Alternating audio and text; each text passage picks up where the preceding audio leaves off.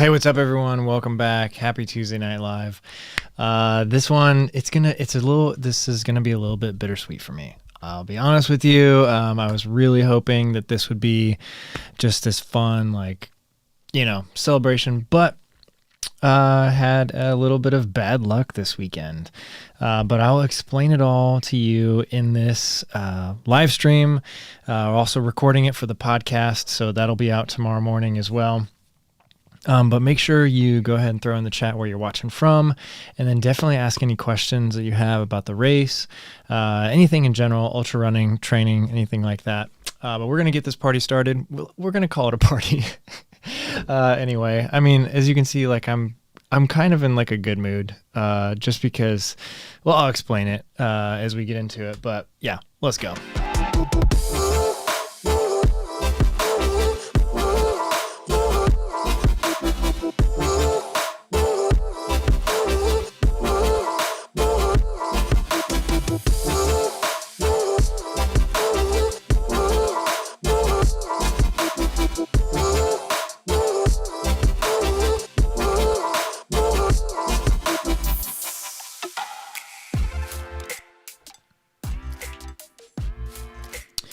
All right.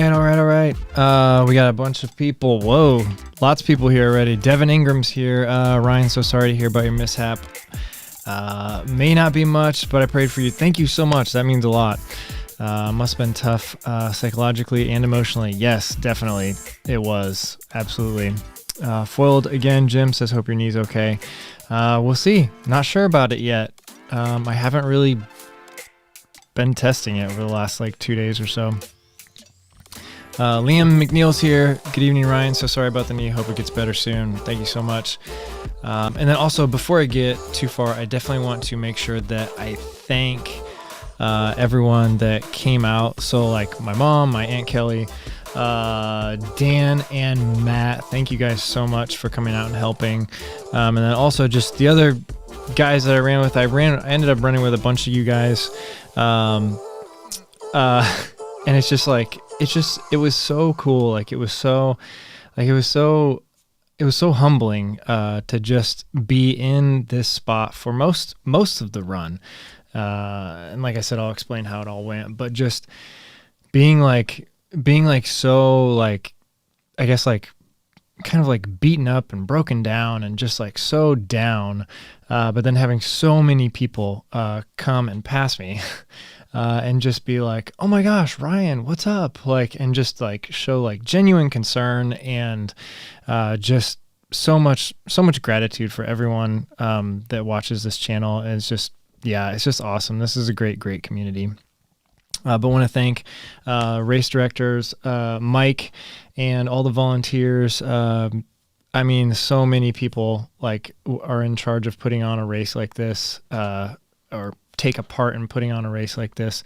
Aid stations were amazing. All the volunteers were incredible. I mean, I had multiple people just helping me out in ways that you would never help a stranger out on the street, just taking a roller to my leg or massaging my leg, trying to feel out what's going on. Just people offering everything they had, BioFreeze, pain medication, ibuprofen, Advil, Tylenol, even more powerful stuff than that. And just gels, drinks, anything. It was just people were just so generous and caring in this race. I mean, the community is amazing. So I just wanted to say that right off the top before I got going on anything. But yeah, couple more shout outs. Joseph is here. Sorry about the fall, Ryan. Incredibly inspiring to see how far you still managed to go. Injured, feel better soon. Thank you. Isaac Rubenstein says, what have you done or not done to take care of your body and mind and heart post race? That's a good question. So I guess I can answer that real quick. Just recently, Sunday, I didn't really do much because it was kind of just kind of woke up, ate breakfast, traveled back, spent time with the family, stuff like that. But I did Sunday get in one stretching session, because if this is something like with an IT band situation, like I want to make sure that I'm really starting to stretch early on. And then Monday and then today I've done 3 like stretching sessions, just trying to get all the blood flowing, just trying to get all the lactic acid flushed out. I've done my Speed Hound, what do you call them? Compression boots. I've done those multiple times since I've been back. CBD, just like general, trying to sleep more, stuff like that. So that's what I've been trying to do recovery wise. On the mental side of it, it's been a really like weird journey. And just kind of like accepting the loss has been really hard. But yeah, there is a side of it though. I'll explain more about this later, but where like, I know that the decision I made in the end was right, and I'm at peace with it. So that's why I'm like, I can be happy right now and talk about this stuff, because I am at peace with the decision I made to end my race at 50 miles. I guess I should just say that too. So like the race started at 6 a.m. At mile 14 somewhere. I was trying to look at it on Training Peaks and figure out exactly where I fell, but I hopped up so fast that I don't even think like the GPS really recorded it as a stop. I mean, maybe it's in there kind of as a little tiny dip, but there's kind of so many of those when you're like in the woods. Like the GPS does kind of like stop every once in a while, and like the pace will go down to like 20 minutes per mile and then back up. So I was trying to figure out exactly where it was, and couldn't, but it was somewhere around mile 14, going down a hill and turning to the left, and just misjudged this mud that was there, because it was so muddy. It had rained all day the day before. It had really rained every day leading up to the race that week. And then the day before we got extra rain throughout the day. And then at night, like I'm sitting in my hotel and recording, and like you'll see in the video, like it's like pouring outside as I'm like about to go to bed at like 8 o'clock.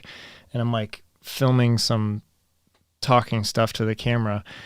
And I'm just like, this is going to be a muddy, muddy day. And it turned out that it was pretty muddy. But yeah, it was my mistake. I misjudged, took a turn a little bit too fast as I was going downhill, and my left foot just like completely went out from under me. I landed pretty hard on my knee, and slid kind of sideways a little bit, but caught myself and then bounced back up and kept going. And it was just like, yeah, I mean, it happened so fast. And I really denied it for a long time, because I knew that something happened. I knew that I hit my knee really hard on something. I don't know if it was just mud or if it was a root or a rock or anything. I don't think it was anything. I don't think it was a root or rock, because I think I would have like maybe been bleeding or something. But I just hit it in a way that it triggered something. And over the course of trying to take probably like 90,000 more steps or something like that, it kept getting worse and worse and worse. But yeah, like in the moment, it didn't really feel like much. It was just like, oh, that hurt. Like I banged my knee. And then it just kept getting worse and worse and worse. So finished the first lap, and I told my crew, well, actually I told them like minutes later, at the rally camp aid station at mile 16, that I fell and hit my knee. And then kind of just kept updating them, but also was very much trying to deny that anything was wrong with it as well, because there's a lot of there's a lot of truth to when you like speak something, it sort of starts to become your reality. And so like for me, like I was like, I'm not going to think the thoughts that this is an injury. I'm not going to say anything that this is an injury. Like I'm good, I'm going. But then at like so the first lap was like, okay, finished the first lap in like 4.5 hours. I actually bring this up on the screen real quick, just so I can kind of just show you guys who are watching on the YouTube live stream or replay. So here's a map of the course, pretty cool. But if I go over here and I highlight the first loop, 4 hours and 38 minutes for the first loop, and the second loop was 8 hours and 22 minutes. So you can see right there that like there's obviously something wrong. But yeah, I came in that first loop, 4 hours and 38 minutes, like pretty much right where I thought I was going to be. Like I said in the previous live stream and videos leading up to it that like I could probably be somewhere in between 4:30, 4:45. But even if it's close to 5 hours, I'm going to be okay with that. If it was much quicker than 4:30, like I would be a little bit concerned that I was running a little bit too fast. So right in there, 4:38, exact time I wanted to come in for that first loop. Switched socks, but that was it because my socks were just, I could already tell that like a sock change every lap was going to be a good thing just because of how wet it was out there. So changed socks. I think I spent 8 minutes at the end of the first lap, got out on the second lap, and pretty early on during that second lap, I started getting these kind of like shooting pains in my knee. And it's on the outside of my knee, like right where I landed. And so that was like the confusing thing. I couldn't really diagnose myself in the moment because like now what I'm feeling now feels much more like my IT band is aggravated. But in the moment I was like just thinking I landed on this and like I'm getting shooting pains, like something's really wrong. And so yeah, started during that second lap, I just started getting really, really slow because I couldn't run more than 50 yards without it starting to cause pain. And so I'm like, okay, like keep walking, just like walk it off. Like this is going to go away. This is nothing. Like I just banged my knee. I need to keep the blood flowing. I need to keep moving. But then there was one time where probably like somewhere around mile like 28, where I stopped for a second to pull some gels out of my pocket, and like I was like refilling my bottle, and all of a sudden my knee just like completely like seized up, like it was, and I couldn't put weight on it. And I'm like standing there leaning against a tree, and I was like, okay, this is really, really, really bad. And it lasted like that for probably like a minute or two where I couldn't even put weight on it. And I just was standing there in the woods, really actually concerned because I don't think I had ever felt anything like that with my knees in the past. I'm like almost like 30 miles into this race and thinking, okay, like I've got a third of it done. Like, let's just get this over with. Like, let's just go. Let's go. Let's move on. Like the pain, like just need to get rid of it. Let's go. And then it did kind of loosen up after that. But then 2 more times that happened to me where my knee just completely seized up and I couldn't even really bend it. I couldn't put weight on it. It was just like so much pain just shooting through my knee. And it was mostly like localized on the outside of my knee, like exactly where I landed. So long story short, the last lap got like really, really slow, and I was walking a lot of it, and I was sat down on the trail numerous times because of the pain, because I couldn't move. And it just got, so like that last lap, the second lap was 8.5 hours, when it definitely should have been more like 4:45 or 5. at the slowest. From the training that I came into this with, like I should have hit 50 miles right around 9 hours, maybe like 9.5 hours. I should have been somewhere in between 9.5 and 10 hours. But yeah, so let's take a couple more like questions real quick and then I'll keep telling the story. Stephen McNeil's here. Hey, from Midland, Texas. What's up? Stephen Barber's here from North Carolina. Wishing you a speedy recovery. Thank you so much. Stephen says there's two types of runners, those who have DNF'd and those who have never run an ultra. I guess as you get into it, the more and more you get into it, you'll eventually probably come across a DNF. Yeah, Zach Fairchild says, props to you for putting yourself out there and getting after it. The trails can be brutal. Redemption will be sweet. Yeah, that was also another hard thing. Just like knowing that like I had put myself out there and that this was falling apart. Let's see. Adam Anderson, first time catching this live, Cedar Hill. What's up? Alex Williams says, Beckley, West Virginia in the house. Keep your head up, brother. Remember, God is good. You're still blessed. Thank you so much. Justin Turnbow's here, checking in from Tulsa. Thank you for letting us be a part of the ups and downs. How's your nutrition? Good question. Nutrition was great. I had literally zero problems with nutrition, which is like, I don't know if do we have an applause? Yes, that worked. Yes. So nutrition, was like awesome. So as I explained in my previous videos, like going into it, I wanted to use a drink mix, a mixture of UCAN and Tailwind, because I'd been training with UCAN for months, and then I knew Tailwind was going to be on the course, so I wanted to kind of add that in a little bit and get just also the two different types of sugar or the two different types of carbs, I should say, was because there's no sugar in UCAN. But the two different types of carbs, like the UCAN being like a real slow absorption, Tailwind being a much quicker absorption. And then I was using gels. I was using strictly Morton gels, and they're amazing. Like they're incredible. So I really did really well sticking with about a bottle an hour and about a gel an hour until it got to the very end.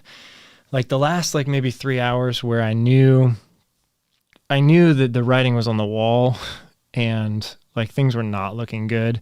I don't think I took a gel in maybe the last 2 hours because I just knew it was over.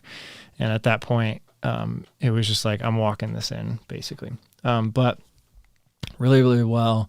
My stomach never had a single issue, never had an issue with my palate, like the taste. It was great. So I do think though that there was an opportunity probably to drink more water because it was kind of like deceivingly hot because it did start raining again in the morning. But then as soon as the rain stopped, it got really humid and then did get hot. I don't know the exact temperature it got up to, but it was predicted to get up to like 79 or something. So I assume it was like somewhere around there, and it was humid.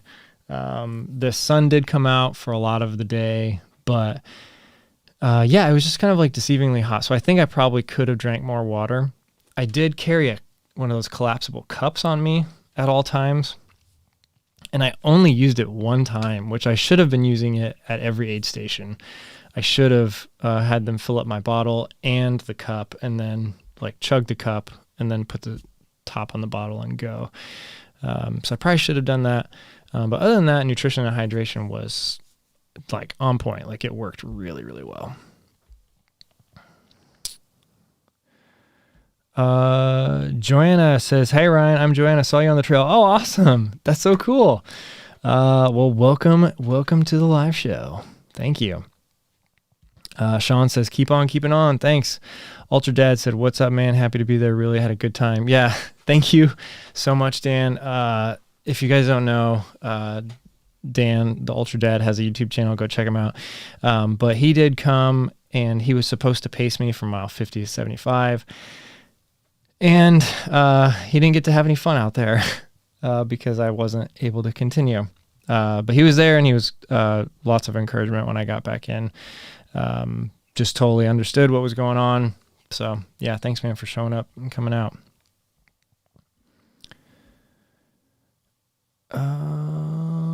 Yeah, Joe Ely's here. How's it going? Good evening, Ryan. You've got lots of folks supporting you. Thank you so much, Joe. Chase Summit says, we were out there at the same time on different courses in different states, but it feels the same. Sorry your race didn't go as planned, but I'm sure you learned a lot about yourself. Keep crushing. Thanks.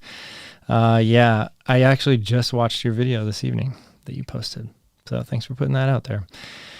Yeah, we'll get them next time. Matt's Midwest team says, glad you're doing okay. I think we may have fallen at the same place. I pushed through 25, but just couldn't go any further with a bruised up knee. Oh my gosh, everyone. I know my friend Shad also fell right around mile 14. He said he thought it was, and he had to drop because of his knee too. Can't wait to get redemption next year. Yeah, that's crazy. I wonder, I would really love to know, because I also do remember when I fell, there were other skid marks there too.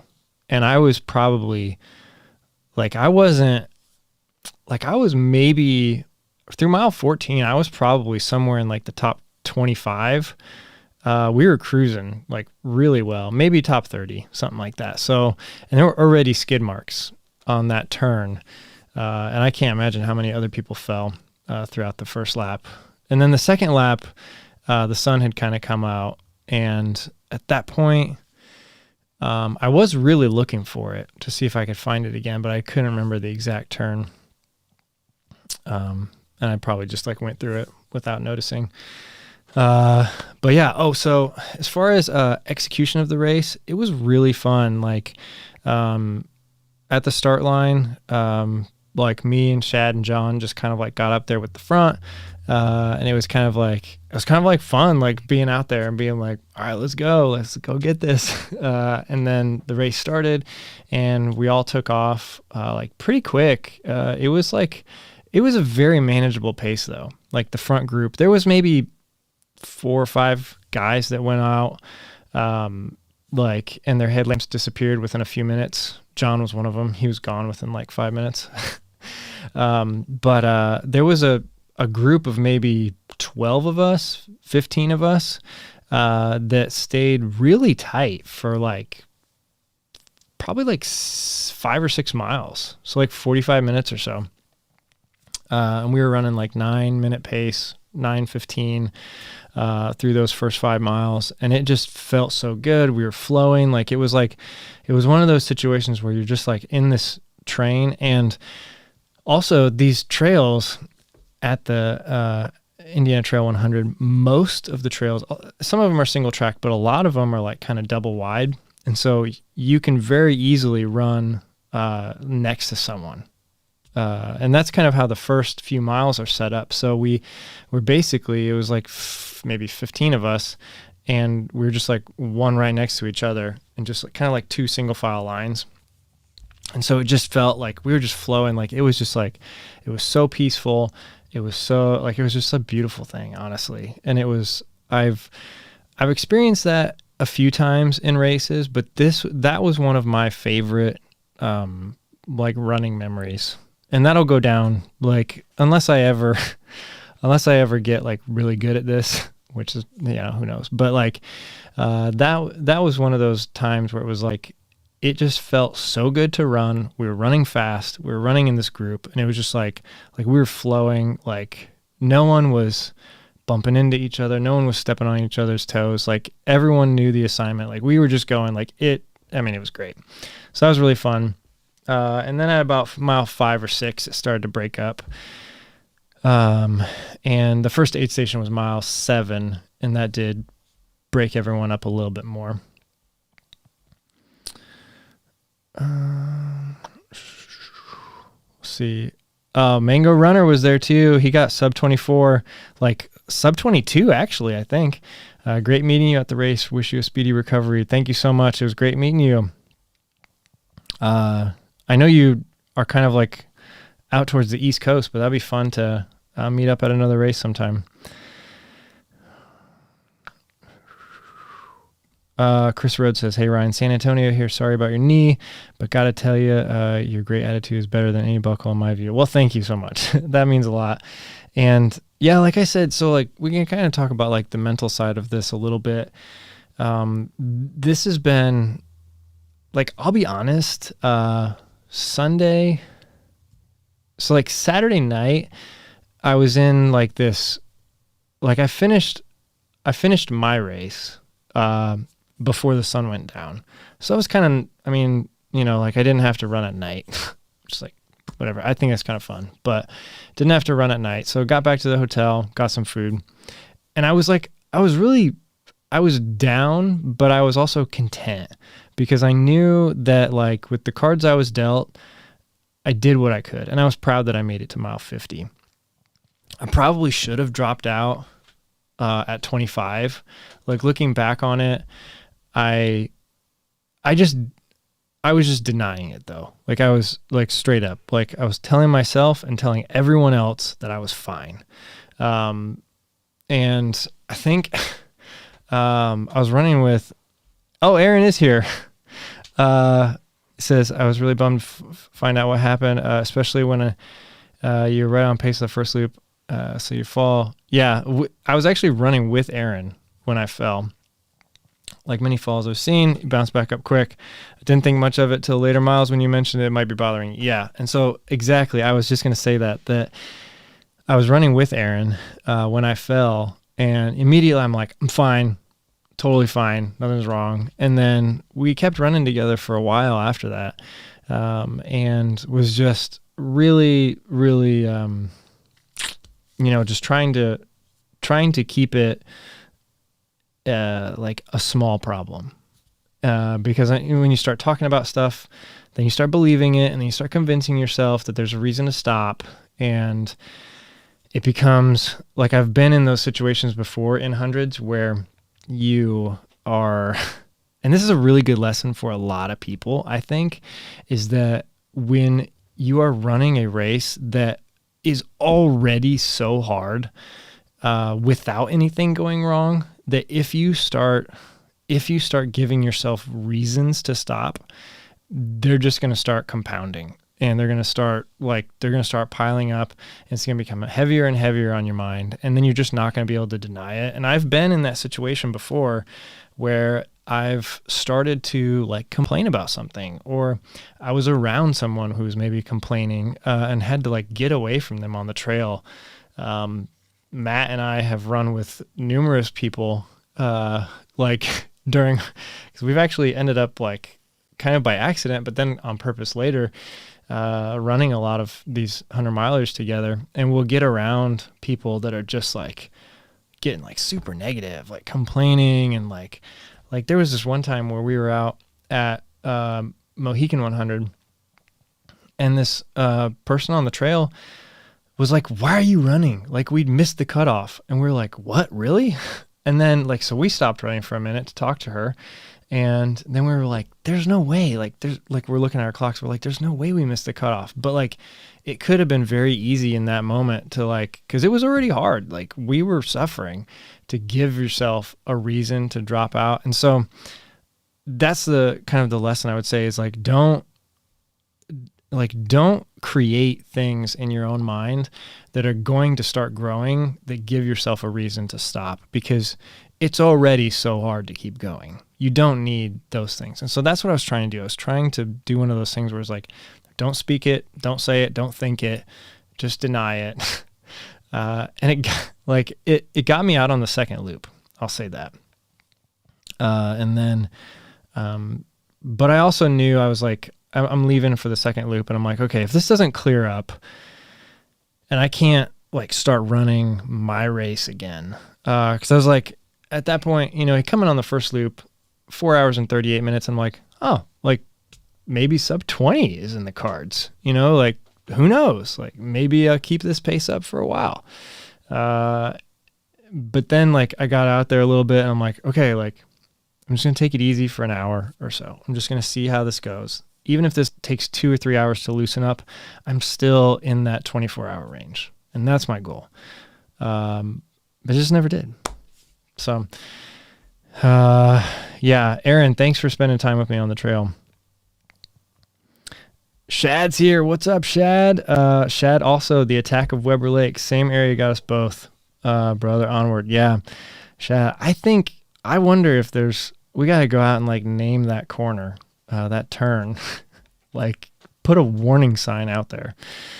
Yeah. Got us both. Vicious Triplets says, Ryan, awesome work and great decisions. You have a great base of fitness. So who knows what's on your plate next? Yeah. Really, like, I don't know. Like, I all day today and really yesterday, so back to the mental side of it, yesterday I started to get really down. And I was like, I felt robbed, honestly, because, and I know that I'm just being honest. Like, I know that that's not the right thing to think, but it was what I was thinking. So I'm just telling you guys, I felt robbed. I felt like this shouldn't have happened to me. You know, woe is me. Like, I got a bad deal. Like, I need to get back out there. Like, I wanted a redo, like, so bad. Like yesterday I was like, I just want to drive up to Channel Lakes and just do it myself, like today. But it was just like, obviously that's never, like, that would not happen. And my knee is actually, so like today, it's still not right. I can feel it when I'm sitting and then stand up real quick. I can feel like there's something wrong there. But I haven't really tested it at all. I've just been doing a lot of stretching, just trying to make sure that I am lengthening the chain everywhere else so that whatever's going on in my knee has plenty of slack, I guess you could say, plenty of, like, there's no tension on it. Like, it's just really loose, just trying to heal it up, keep the blood flowing.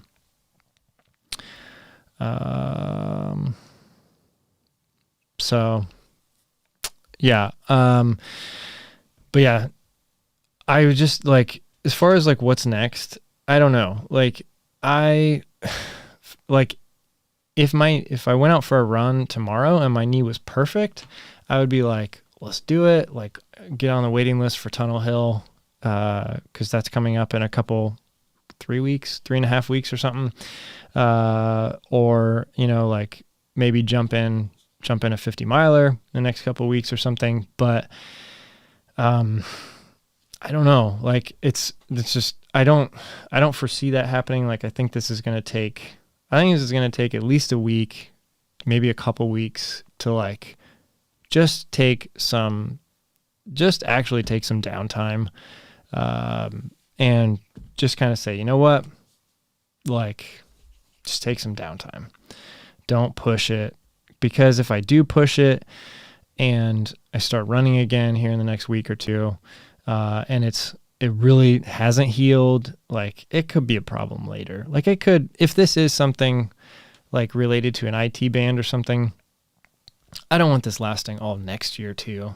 Like, that's just, yeah, I gotta be really, really mature about this and just let it rest. All right. Joanna says, it broke my heart to see you sit on the trail. I just wanted to help, video guy. Yeah. But I could just tell that it was more than just feeling discouraged. Yeah. And you guys really did help me, because you were like, just get up and start walking with us. And I was sitting on this I wasn't even sitting on a bench or anything. It was like a bridge that they built over a place that like floods, like a little dip in the trail that floods a lot. And, you know, on the side of the trail, they'll put like some wood planks out. I was sitting on one of those, and Joanna, and someone else, I don't know, I can't remember the guy's name that was running with you, but you were just like, come on, let's go, like, stand up, let's go, let's start, just walk with us for a while. And that's what I needed, because I needed, in that moment, I had no internal motivation. I mean, it would have come maybe a few minutes later. I would have finally gotten up, but I was just like, this hurts, I'm sitting. So thank you, Joanna, for making me get up. That was great.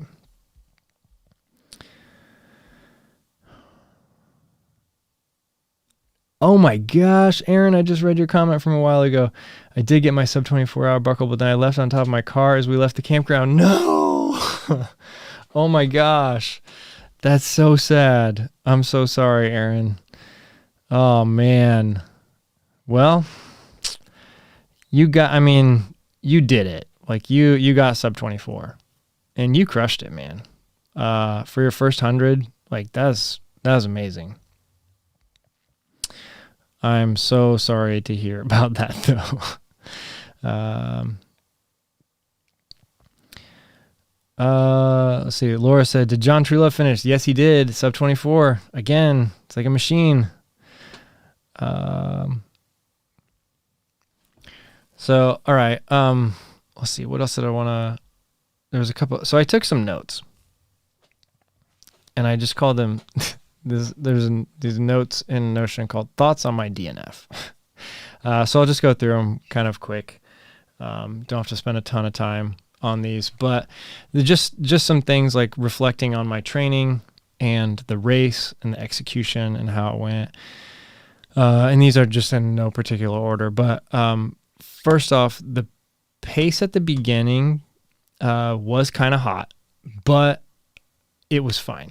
And I actually really liked that approach. I really enjoyed, there's several different ways to start a 100-miler that are all valid, I think.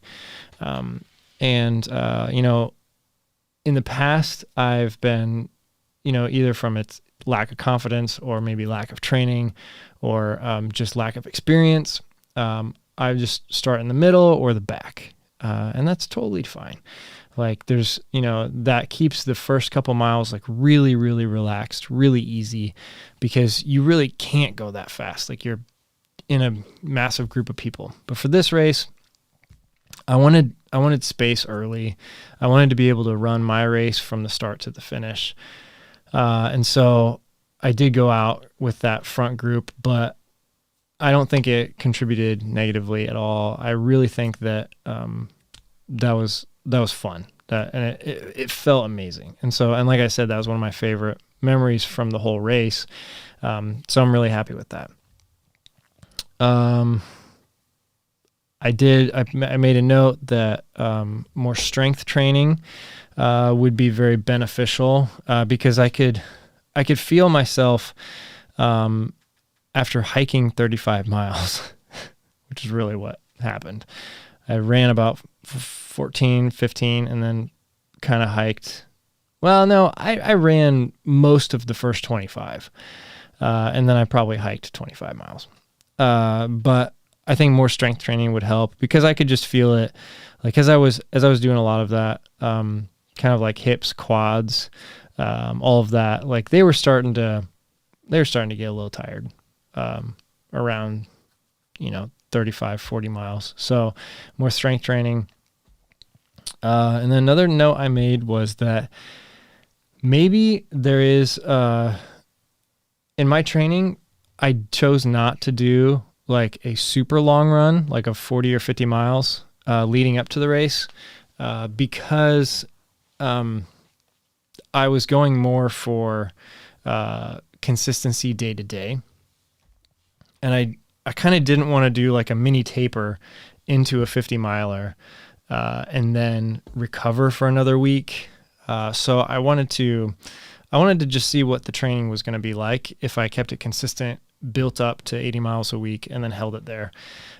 But I think maybe there are some benefits to doing a really long training run of maybe 40 or 50 miles, for the mental side of everything, to just kind of like remind you, what it's like going past about 30 miles, because there's a lot that changes starting around the 30-ish mile mark when you're running a 100-miler.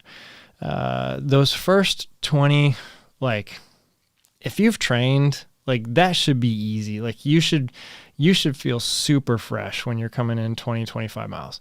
Like that's the fun part. You're feeling good. Nothing hurts. Like you're running, like everything's smooth. But once you get around closer to that 30, 35, 40 miles, things start to get things start to get really hard at that point. And so looking back on this, maybe it would have been good to experience that, like the mental side of that, maybe like a month or 2 months before the race, just to kind of remind myself of it. Next thing I said was that I need much better sleep the couple weeks leading up to the race, 8 hours a night minimum. I am just like,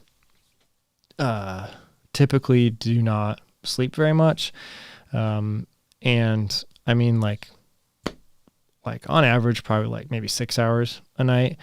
And I probably could have benefited from the last couple of weeks leading up to the race, getting at least 8.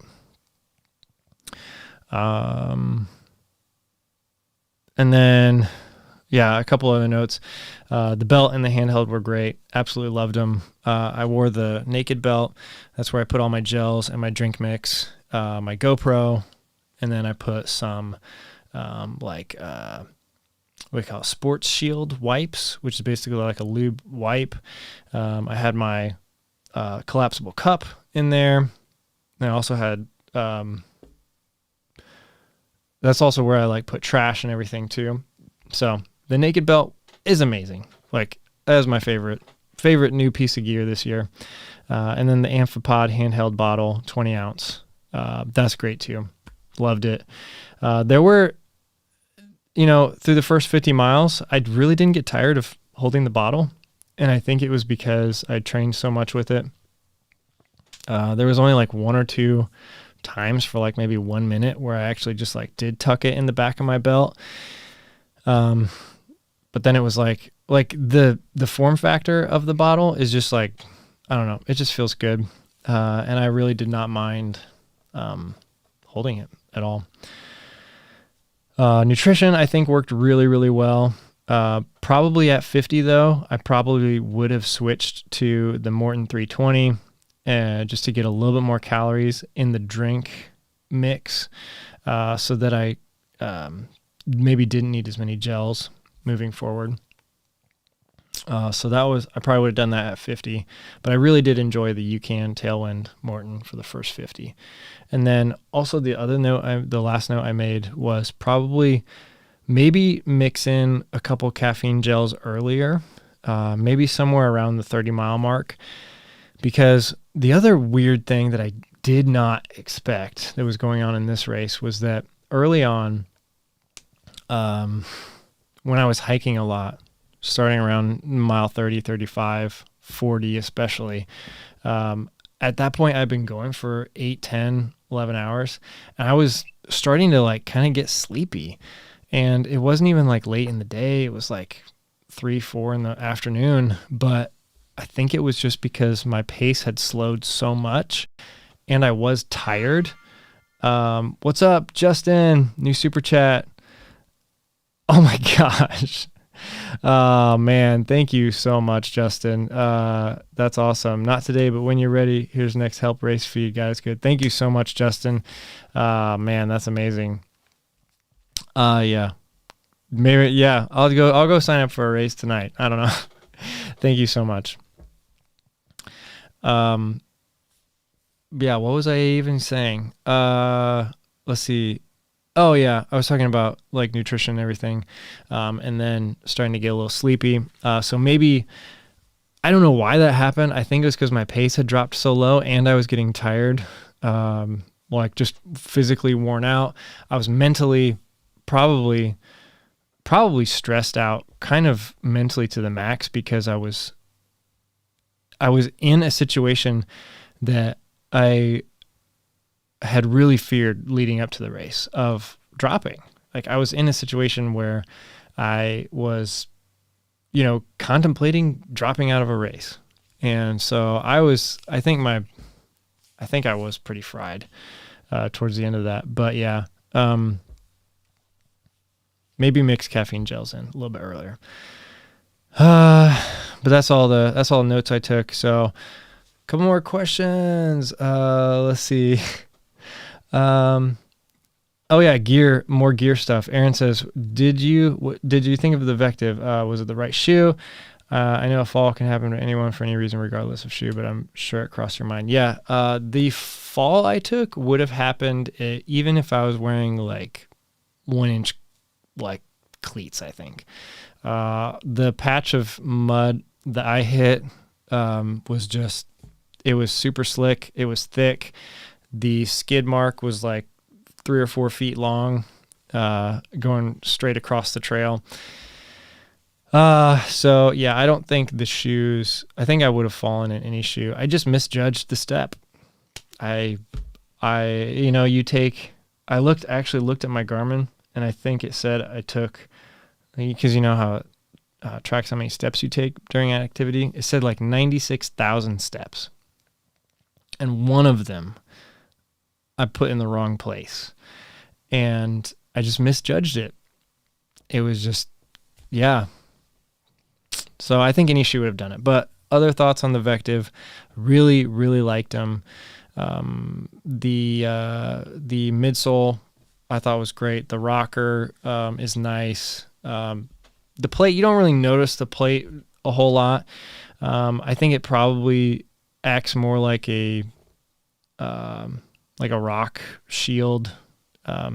But yeah, the upper, I really, really like the upper. It just really conforms to my foot really well. It flexes in all the right places for me. The only thing I didn't like about the Vective was the back of the heel collar.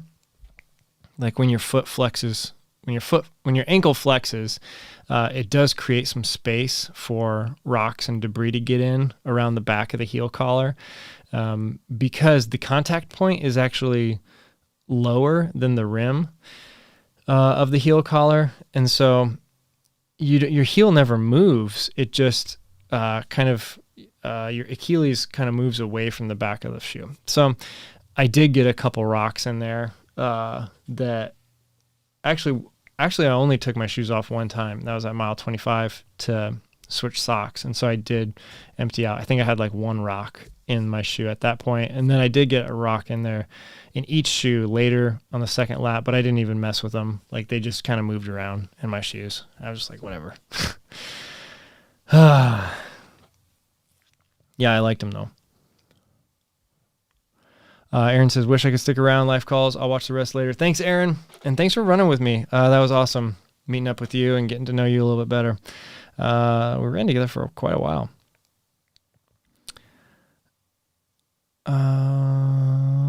Right. Joanne says, I watched Ryan's video to help me prepare for the first 100. When I saw him at Pack a Pickup, I was like, video guy. Yeah. Awesome with the finish too. 27:54. Nice. For this year, that was good. That's another thing I want to talk about. It's like finish times. That was this was a slower year than typical. Typically, even when it's rainy, there's someone that's in there like 16, 17 hours, but the winner this year was like 18:45. So I'm not exactly sure. I know there was like some dropouts late in the race. Like the guy that was leading for the whole race dropped out at 87. I'm not sure why. The rumor was that it was foot related with wet feet and stuff, which can happen to anybody. So that was just unfortunate. But yeah, there was only 2 people that went sub 20. Yeah, typically it's like at least the top 10. So kind of a weird year. I think the drop rate was like 55%. So only 45% finishers. So yeah. DNF man turn. Yeah. Yeah, we got to watch out for that turn next year. Mike Costa says, do you see yourself back in 2022? I think so. Like I love this race so much. And I will say like all day today, I was just thinking about, I was actually like kind of watching back all my GoPro footage, just see what I had, see what kind of video I can put together. And I was just like, man, like I really do love this race and I love that park and the people make it a really special race. And that comes from all the volunteers, comes from the race direction, comes from the people that are actually like I don't know if they're called staff, but like the people that actually hold positions that do a ton of work for the race. It's just obvious that it's run and organized by people that really, really, really care about your experience. And it's just, I love the race. And so I will be back. If next year doesn't work out, I'll definitely go back and run it probably a couple times, because it's so close. That's the other thing. It's only like a 2-hour drive from my house. So it's beautiful. Like barely even know that you're in the car compared to a lot of other races I've done.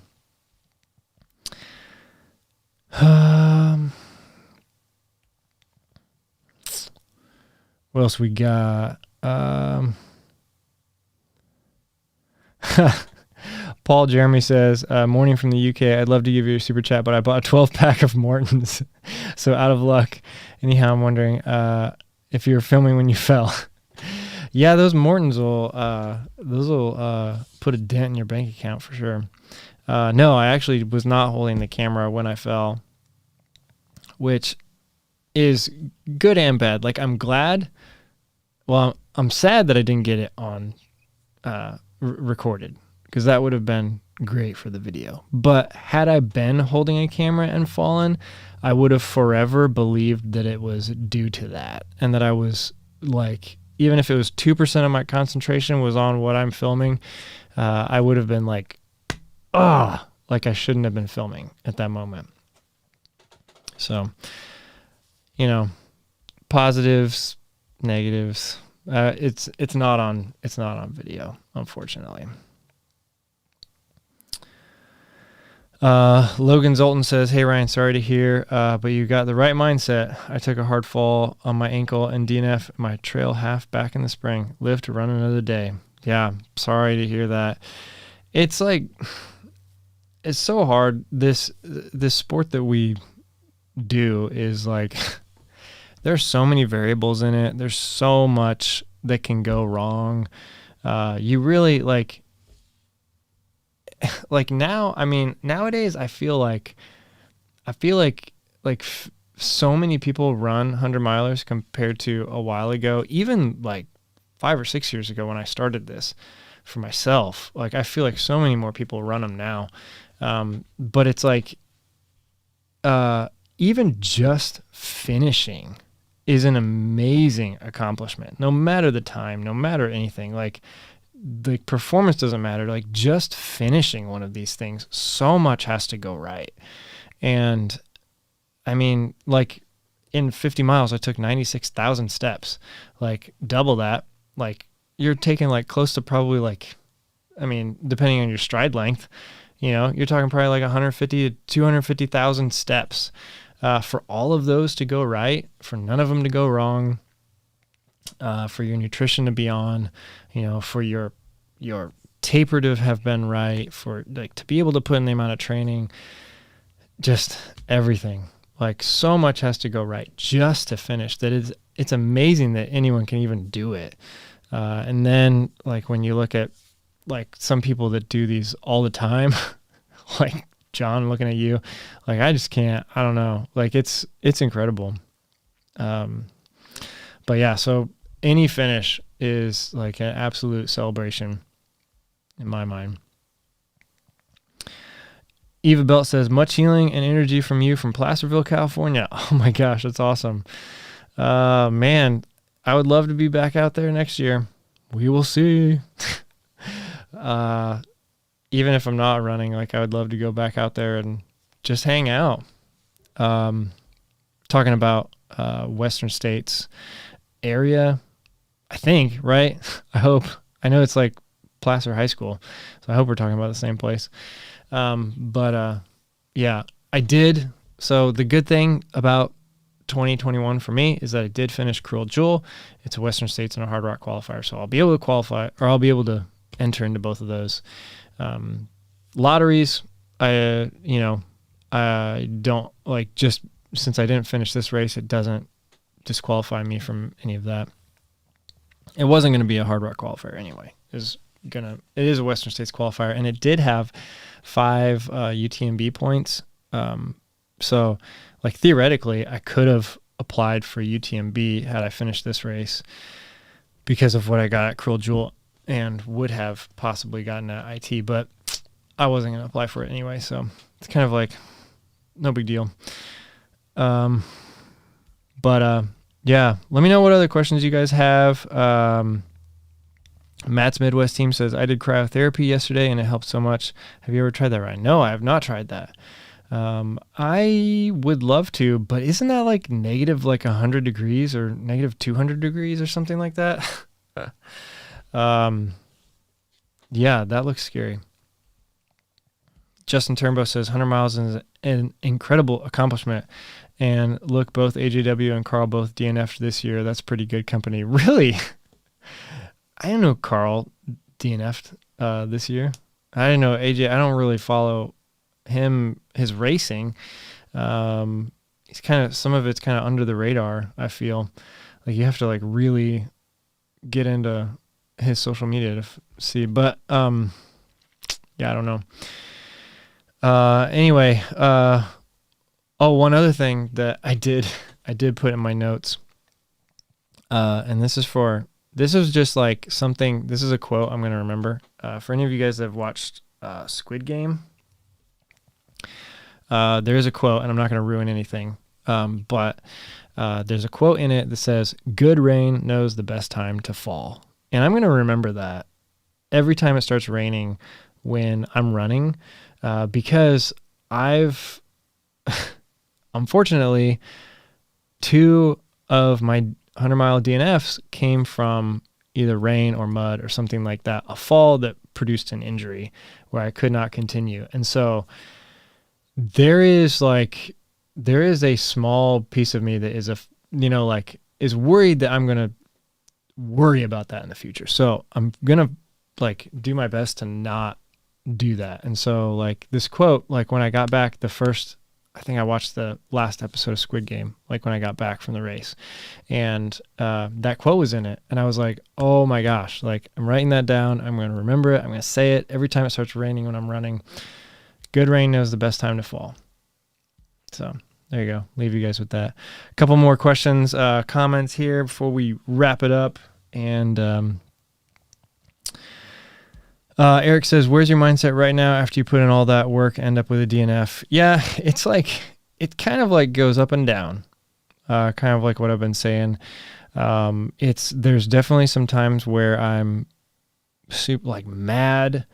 Like I said, feel robbed, feel just mad. There's definitely moments of sadness where I'm just like, like I just really like sense of loss, like all that training leading up to it. Like I thought I was going to accomplish this thing and it didn't happen. But there's also a lot of peace right now because, whenever you're, I guess, in the arena, and it doesn't go your way, like you are the only one that knows like that you did everything you could. Or didn't.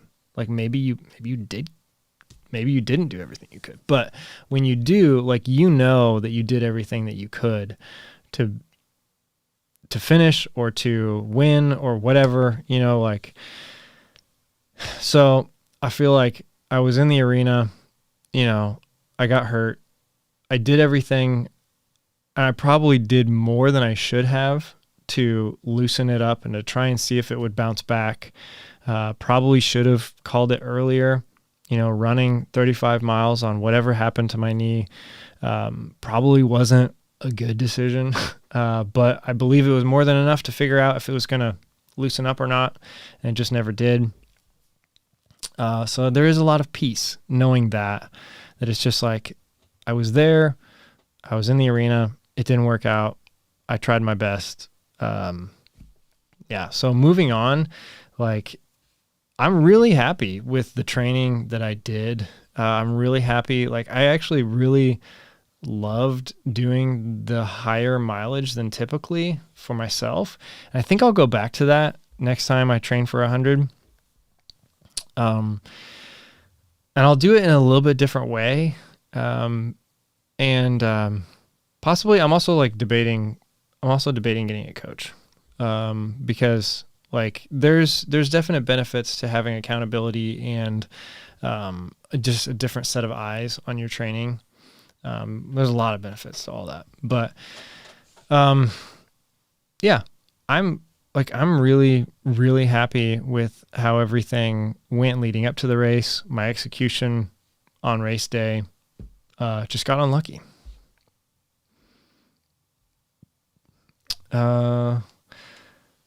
Carl DNF'd at Kettle Moraine in AJW. It was his first DNF ever. Wow. Interesting.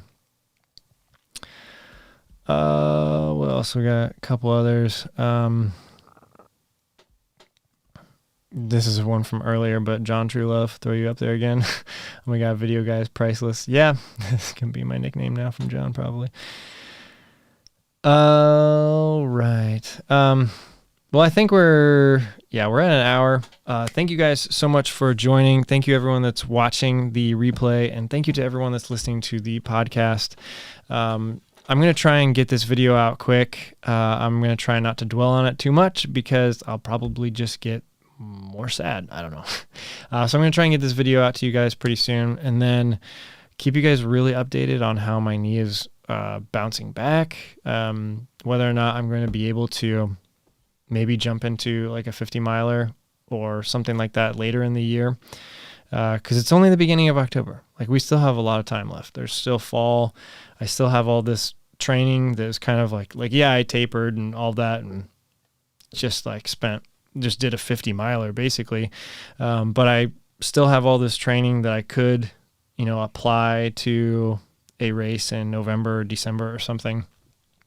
So I'll keep you guys updated on how that's going, and then what we plan to do next year, because next year I don't need a Hard Rock qualifier. So really, there's so many options out there that I don't have to focus on like a super hard race, like Cruel Jewel or Grindstone or something like that, Run Rabbit Run, one of those that I've done before, or a new one. I can really, we can pick anything for next year. So we'll see, but I'll definitely keep you guys updated. Justin, have a great evening. Heal up. You got this. Thank you so much. We're going to do our best. I'm going to do the work to heal up. The resting is going to be the hardest part because like I said earlier, I am so hungry right now to go out and like I said, I wanted to drive back to Chain of Lakes and just do it myself, which obviously wouldn't have worked out. I wasn't under any illusion that I could, but I just wanted to. That's where my head is right now. I'm still fired up. I'm still I still feel really fit. I still want to go.